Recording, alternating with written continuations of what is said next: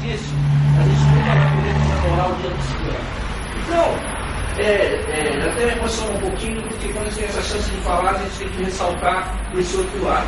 Cigano não é como a novela mostrou, todo mundo de BMW, todo mundo de Rolls Royce, não é nada disso.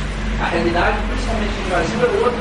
Como todos os colonizadores, pouquíssimos progrediram no nosso país. Então, por isso os ciganos também, aqui no Brasil, existe até um preconceito entre os próprios ciganos mesmo. A casta mais alta não aceita a classe mais baixa. Então, por isso, tem essas diferenças todas. Só que os ciganos que nós temos, por exemplo, que vieram de Portugal e Espanha, são os que carregam a essência cigana mesmo. Tá? Os bons também, tem os caldeirachos, que trazem a tradição, trazem essa tradição bem forte. E, juntando com isso, tem vários costumes diferentes para a felicidade nossa. Tá? Então, nas danças, por exemplo, qual foi a influência dos ciganos?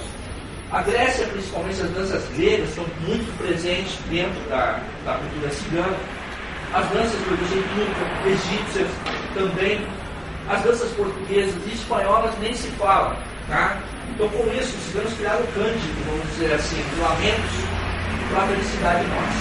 Tá? Agora, houve uma passagem triste também, a Segunda Guerra Mundial, onde mais de 500 mil ciganos foram exterminados em campos de concentração nazista. Tá? Por que isso? Conta que Hitler queria exterminar não só todas as raças como fossem os arianos, vamos dizer assim, mas não é bem isso. Os ciganos, eles tiveram um papel fundamental dentro da chamada resistência francesa, principalmente na França. Eles trabalharam como se fossem espiões da resistência francesa contra os alemães. Então, por isso, quando os alemães viram que eles tinham acesso a tudo que era lugar, sabiam as artimanhas todas que os alemães não conheciam, foi aí que começou a grande perseguição. Mais um, porque Napoleão perseguiu os ciganos, como eu falei, faraós perseguiram os czares da Rússia, perseguiram os ciganos. Então, com isso, houve esse extermínio dos ciganos. Inclusive, na época da Segunda Guerra, havia uma polícia especial para assuntos ciganos, existia uma marca também. Só que nos campos de concentração, toda vez que um grupo de ciganos os pais das câmaras legais, eles batiam palmas e faziam com que os filhos batessem palmas e sapateassem num intuito de alegria e força. Por quê? Ali acabava o sofrimento deles. Eles nunca baixaram a cabeça nem na hora da morte. Então, por isso, essa ousadia, isso custou um preço muito caro. Mais de 500 mil ciganos foram exterminados.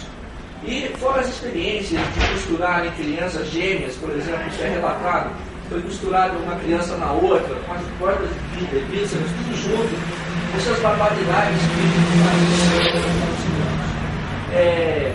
com tudo isso, passou o pós-guerra, que é aí que entra aquele grande, vocês vão escutar muito isso, a pessoa fala, olha, minha bisavó era cigana, minha avó era cigana, mas a gente não sabe nada.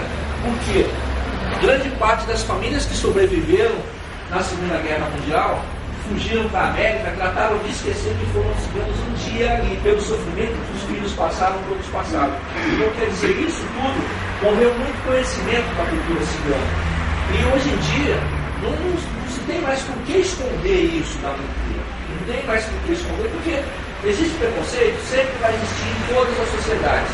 Porém, não se pode ocultar essa beleza.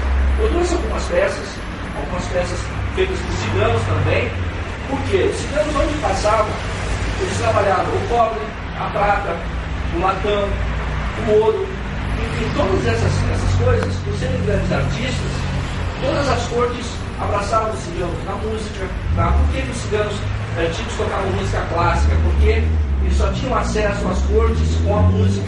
Foi aí que expandiu. O cigano, ele não aprendia nota musical, ele aprendia de ouvido.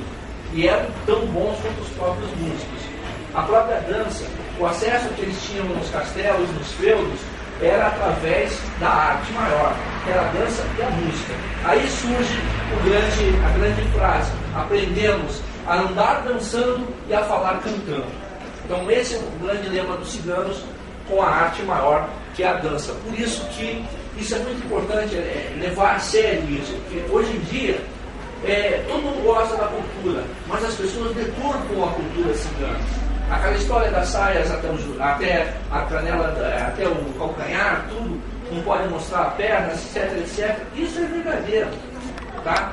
Já vimos ciganos dançando de mini saia, até aí. Só que cultura é cultura. Vamos, se a gente quer participar de uma cultura, temos que respeitar os quesitos e os critérios. Então, o que acontece muito é isso. Hoje, muitas pessoas que não são ciganos já falam de dialeto cigano.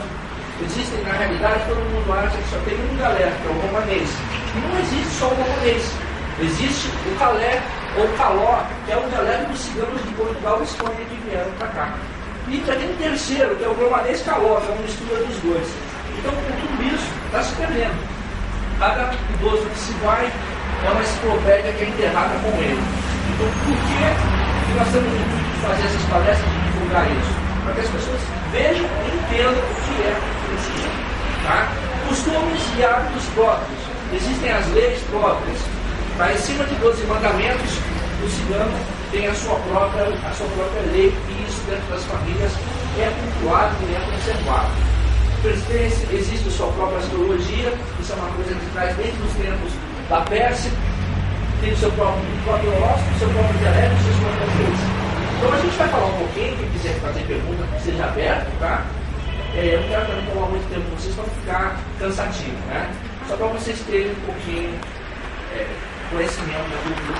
Quem quiser fazer pergunta, fique à vontade, fique aberto, tá? A pergunta da dança do punhal.